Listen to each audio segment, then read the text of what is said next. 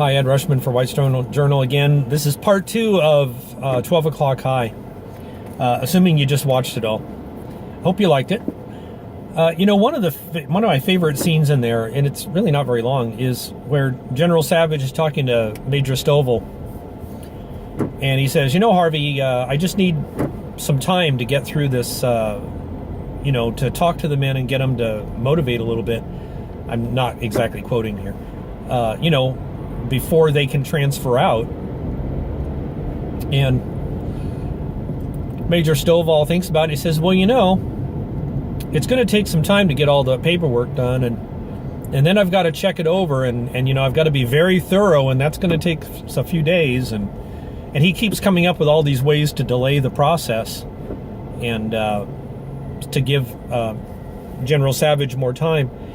And when he goes through all that stuff, there's just a lovely piece of acting by Gregory Peck there, where he's right on the verge. It looks like he's right on the verge almost of that he has realized that Major Stovall is with him and wants to support him and is pushing it, not pushing himself by flying something, but taking a risk of getting in trouble, pushing it to give him what he needs and for the sake of the group, and that he almost looks like he's going to cry. He's right on that beautiful edge of emotion where you know how deeply appreciative he is, how deeply moved he is at Major Stovall doing this. And then, he does the thing, you guys are all alike. What a way to run a military. But I think that's just a lovely moment between the two. And anyway, it's funny because I'd be lying if I said that I don't sometimes like to think that I'm like General Savage, when I lead my teams and stuff. And, there's other times that I've certainly been Major Stovall before, where I've worked for somebody that I thought was a good leader and was trying to do good things, and I pushed it a bit to make sure that we would be successful. The whole team, not just the two of us, not just my leader. Anyway, the thing I like about this is you see how there's different kinds of people. There's some that just become so afraid that they become physically ill, and the one that just doesn't fly anymore. He's just on sick leave all the time. And other ones that are young and disillusioned and they've just forgot why they're doing this and why are we even doing this? What's the point to all this?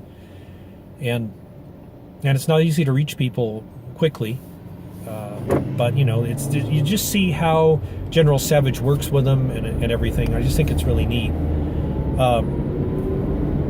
But the thing is to see how they're all, including General Savage, as we see toward the end there, that he's been pushing himself. And we think, okay, so what does this mean for my life now? It means finding something worth doing, and that's not easy to do right now.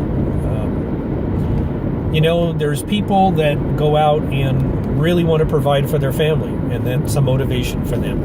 That worked for me to a large degree. If there's other people that work to change the world, there's other people who just work to get rich. They just want to have a nice car and a nice house and maybe some things that aren't so good, but by golly, they work for it. There's people that do it for the glory of God. That's certainly the rarity. And there's other reasons, I'm sure. Sometimes it's just for personal glory. Some people think about athletes who just want to be the best. Musicians who want to play better, certainly better than they ever could before, or that they want to play to their own level of satisfaction. Or, some that want to play better than anybody else. Some people want to be a rock star. Some people want to get famous that way. There's a lot of different things people can want. But what about us ordinary people?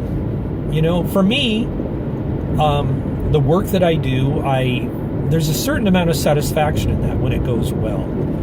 And when it's not going well, there's a struggle there. And frankly, sometimes I've been adrift, and that's not healthy for me.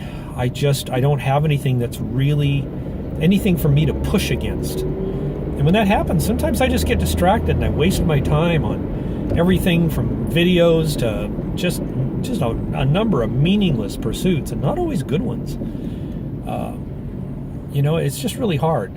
I sometimes, if I don't have anything to push on that way, I'll spend time trying to see if I can improve some physical thing. I got into this thing recently of swimming a lot more and trying to get my swimming faster. I thought about doing a triathlon. For some people, that's why some people do triathlons. Their job isn't that exciting. I've got stoplights in front of me here that's making me look all red. They're trying to do that. We have to find some way to push ourselves. I think for me, in the last couple of years, because my job thing kind of went badly for a while, and I'm sort of recovering from sort of crashing in my career stuff. But I think that for me, trying to be more loving to people and being more involved with people, being less, not just shy, but more engaged in the world, more engaged with people, and strangers, not just people I know. I think for me, I've set that as kind of a challenge. It's kind of a challenge for me to be optimistic in the right, healthy sense, not some stupid optimism where it's just like, oh yeah, everything will be fine, as you're falling off the cliff.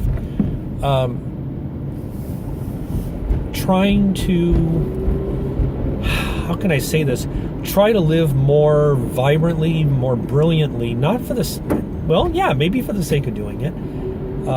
For me, I've got a faith that's expected a little bit, that you live in a bigger way.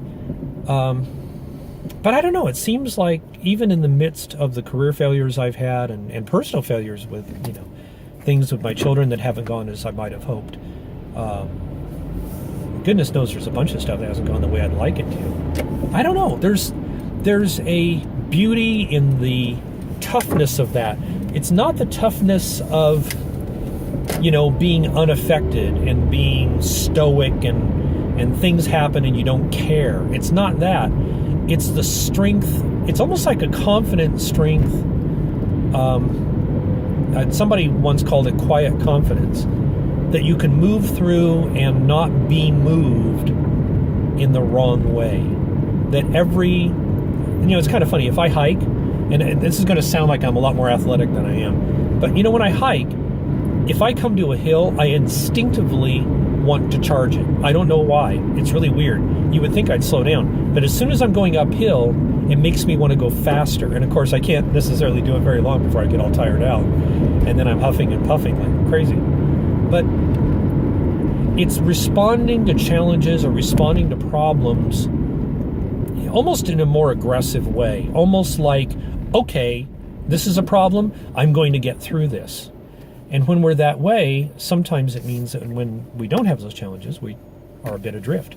But life presents plenty of challenges. I'm sorry, I hope this is making sense and I'm not just rambling.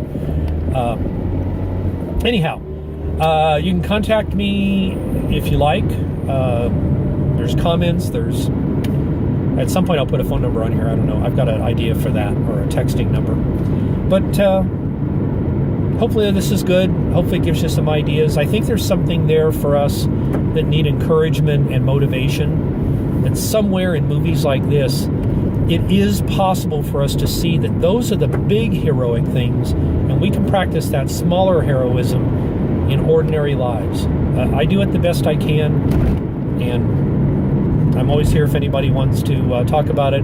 Goodness knows I am glad to motivate anybody and give anybody a little bit of encouragement. We sure need it. Anyway, Ed Rushman, Whitestone Journal. Thanks.